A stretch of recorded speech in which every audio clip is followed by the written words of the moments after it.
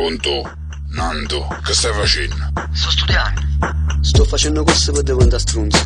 Mia mamma stamattina mi ha detto: Ma che cazzo stai facendo? Stai diventando veramente stronzo. ma sto facendo corso, sto studiando. Oggi l'insegnante entra in classe, oggi ci impariamo che vuol dire stronzità. Ma poi un diploma, una carta, un certificato. Eh sì, l'attestato lo cazzo. A diventa stronzo, tu trovi in da vita. Quanto costa sto corso? 200, 300, nessuno ha capito. Che cazzo, ma voi siete stronzo o facete stronzo? Stiamo là per imparare, per crescere insieme. Uno scambio di idee, capo sono tutto stronzato. Paga casa, capo libero. Ma che stai studiando? Ma è stronzato. Per esempio? Per esempio a cazzimma.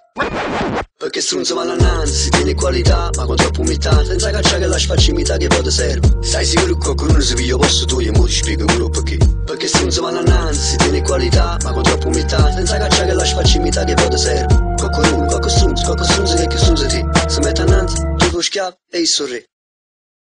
Che stronzata. Non è una stronzata. Allora, ci stanno i stronzi, che chi sono proprio stronzi. E vabbè, sono stronzi.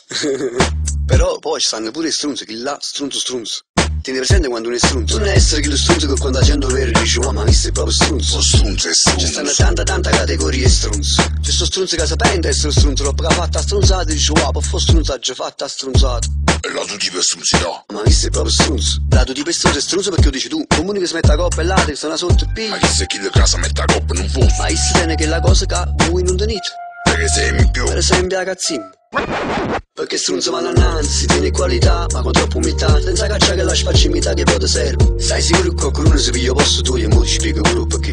Perché stronzo va all'annanzi, si tiene qualità, ma con troppa umiltà, senza caccia che la sfaccimità che poi ti serve. Qualcuno stronzo che stronzo te. Si mette annanzi, perché stronzo va all'annanzi, si tiene qualità, ma con troppa umiltà, senza caccia che la sfaccimità che poi ti serve.